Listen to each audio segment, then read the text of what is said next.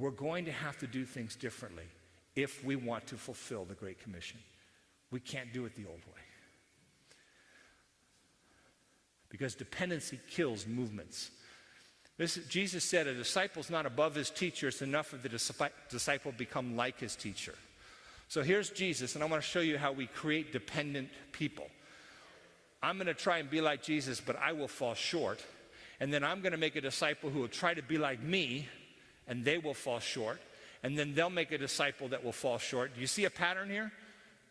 We're getting further removed from who Christ is, and as a result, we're becoming shallower in our Christ-likeness with every generation. It's like making a photocopy of a photocopy of a photocopy of a photocopy. It gets worse with every generation. And this is typically the way we do discipleship, where I'm going to teach you everything I know. And then you're going to teach someone else everything you know. And this is the result.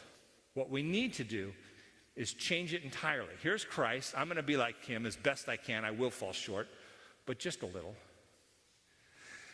I'm going to make a disciple. Well, here's the difference. I'm going to get out of the way right away. And I'm going to make everyone a first disciple. I'm going to connect everyone to Christ. That's the only way I can make a disciple who excels me in character, skill, and knowledge.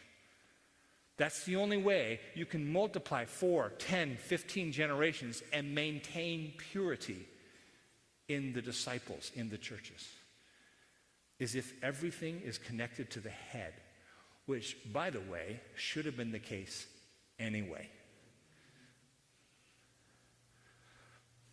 So I'm going to show you 2 commercials to wrap it up, okay? These are not commercials for my books. One's for Adidas. All right, so this is a commercial starring Kevin Garnett of the Brooklyn Nets, one-time NBA champion, 7 foot tall, strong, loves to win, okay? And he's in this commercial for Adidas. And what this pictures for you, just visually, you don't need any of the sound because it's all visual. What you might want to know is in the background is a worship song. He's got the whole world in his hands.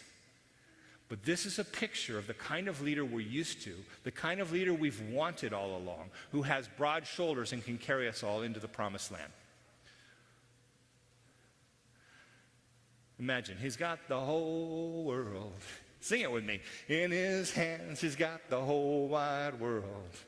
You don't feel like singing a worship song to Kevin Garnett? I don't understand. See, it's attractional. People are being drawn to his charismatic personality. Wonderful sermons. And he's building a following, isn't he? I mean, it is the most happening thing happening in the whole neighborhood.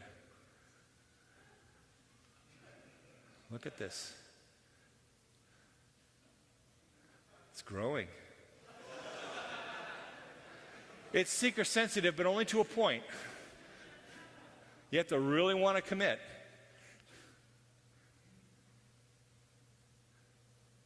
This is the old way of seeing leadership, and it needs to change. Now I'm going to show you a different commercial that is actually movement-oriented, all right? This is a people movement.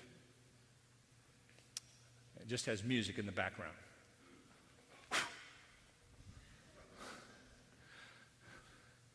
See, everyone's involved. It's distributed energy. It's passed on from one life to another. And it just keeps going. New people are brought into the movement all the time. It goes in a variety of directions. It even transports to other nations. Clean up on aisle 5.